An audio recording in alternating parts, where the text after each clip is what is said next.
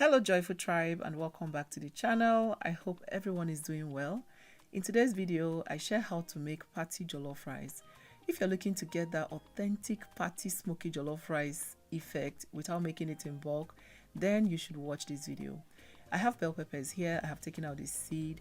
I have some paprika pepper, some onion, tomatoes. I don't use a lot of tomatoes for my jollof rice. Some scotch bonnet for heat and some garlic. So this one is one garlic bunch. What I did was cut off the head. I'm going to drizzle some oil over the pepper mix like this and then roast in the oven for about an hour. If you don't have an oven, don't worry. Use a non-stick pan, add some oil to it, place your pepper face down and let it roast on very low heat until you see it turn a little bit charred. To achieve a really delicious jollof rice, you need rich broth. Now to get my stock, I'm using some hard chicken and some goat meat. They have the same cooking time, that's why I'm cooking them together. Now I've added some grated onion, garlic and ginger. I'm going to now add some curry powder, thyme, some seasoning cubes, salt and some black pepper. I'm going to stir this around really well and then cover for it to steam for about 10 minutes before I now come back and add water. So this was roughly 15 minutes later. I'm going to now come back and stir on this. Now you can see it has released some moisture. If you're patient enough, you can let this dry back into the meat before you now add water. But I'm going to add water right away. So add water and let this cook until it is soft.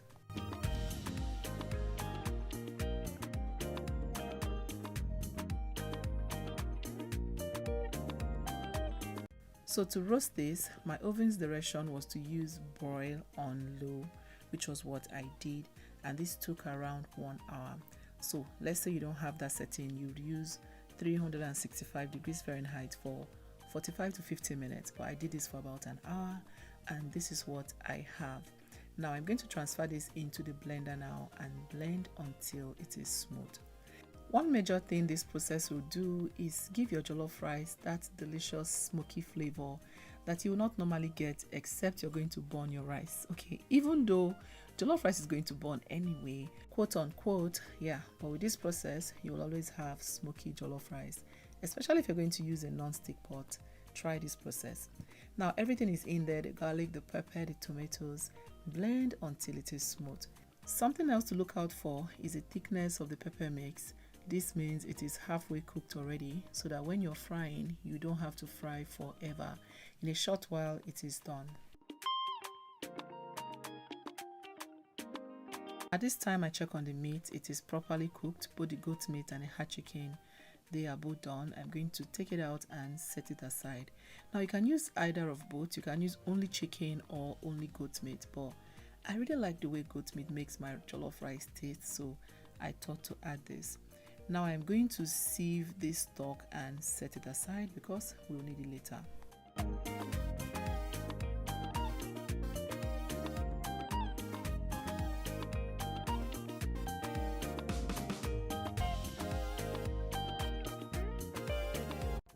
In another pot, I'll heat up some oil for the chicken. I'm going to deep fry the chicken, but you may choose to air fry this or even bake in the oven.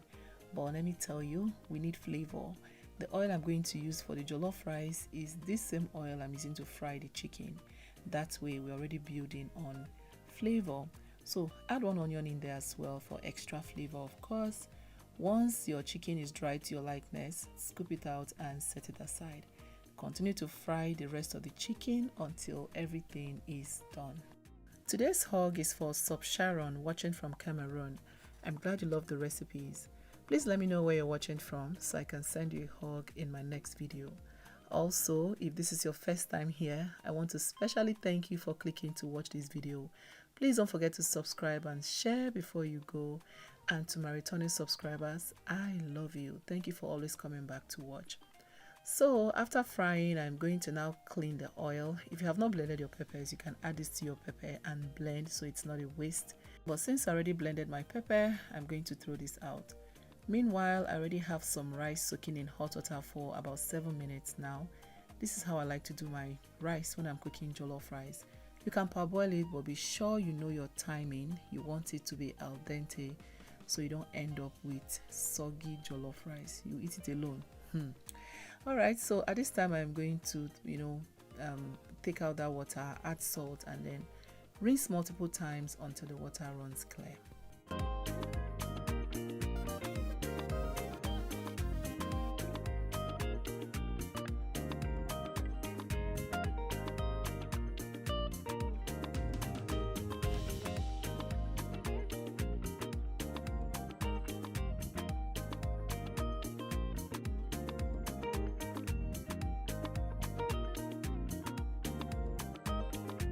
Alright, let's make the jollof proper.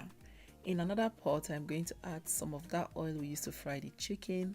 Once it heats up again, I go in with some chopped onion. You want to fry this for about 2 minutes until it becomes fragrant.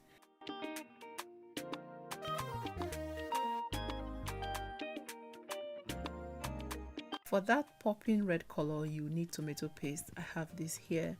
I'm going to use not all of it. I have on the screen the amount I used and in the description box as well. So you want to fry this together with the onion now for another 7 to 10 minutes or even more, depending on how fast the tanginess gets off. Now you know it is ready when it starts to taste really sweet. Also, you want to do this on medium-low heat so it doesn't burn, and you want to stir frequently. You don't want to leave it to go anywhere at all. Okay, it will burn easily, so keep stirring until it starts to taste sweet.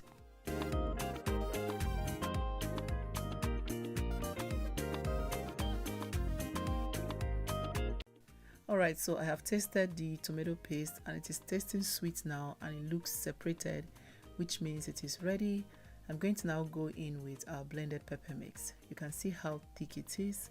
I also rinsed out the jar and added the water in it to loosen it up a little bit. Now I'm going to stir well to combine everything together. At some point I saw that I needed a bit more oil because the paste was just too thick. I added water first, then went in with oil later. You want this to fry and not boil, so I added a bit more oil and continued frying. Also, my gas was on medium heat. You don't want this to be too high so it doesn't burn.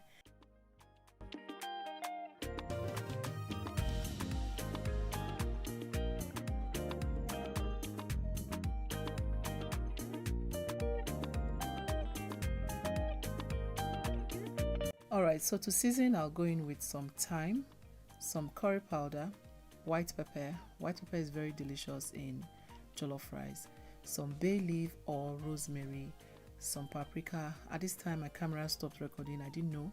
So what I added was paprika, seasoning cube, and ginger powder. I'm going to stir on this and then continue to fry for about 10 minutes. I was doing this with intervals, come back every now and then and stir. Even though one time I went for too long and it started to burn, but it was not so bad. At this time, the aroma here was so intense, you guys. I felt like just dipping my bread into it and enjoying it. It was that tempting. So once oil flows to the top, you know it is ready. Like I said, please make sure you're always stirring. You can see mine was burning, but it was not bad.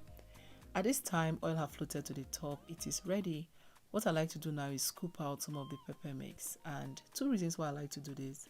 Number one, just in case you have too much sauce, this is a good time to save some of it. And number two, adding that sauce towards the end of your cooking kind of revives everything again and gives it that extra flavor.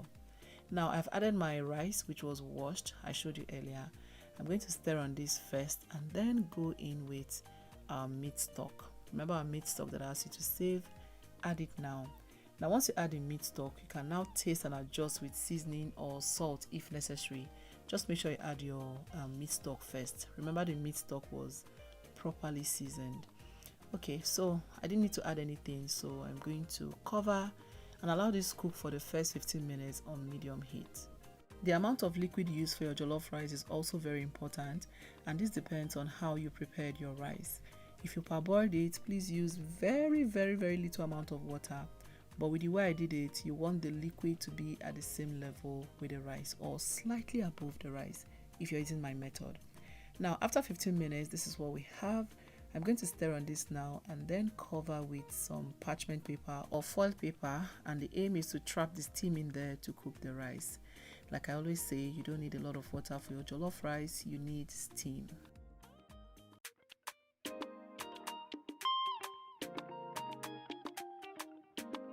If you're still watching, this is a good time to please click the like button, subscribe and turn your bell notification on if you haven't already. Thank you.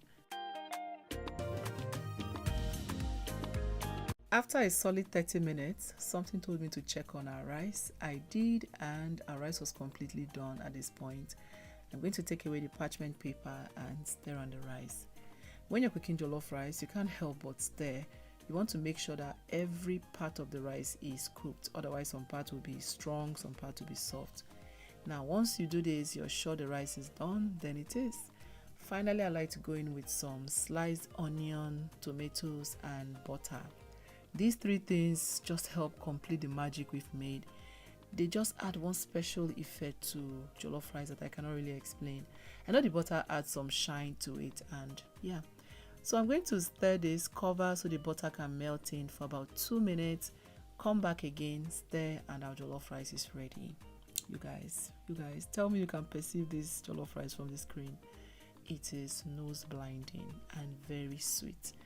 Now, so it doesn't look like we're eating only carbohydrates. I'm going to add some peas and some carrots, okay? So for my fit farm people, add peas and carrots for balanced diet. Okay, so once I add this, stir and take it off the heat immediately. And that is it. I hope you try this recipe out. Let me know how well it turns out for you. Send me your pictures on Instagram, and I'll see you guys in my next one. But wait. You remember that sauce we saved earlier? I added it at the end and then stirred everything. Finally, our rice is now ready. Okay, serve and enjoy. Thank you so much for watching. See you in my next video. Bye.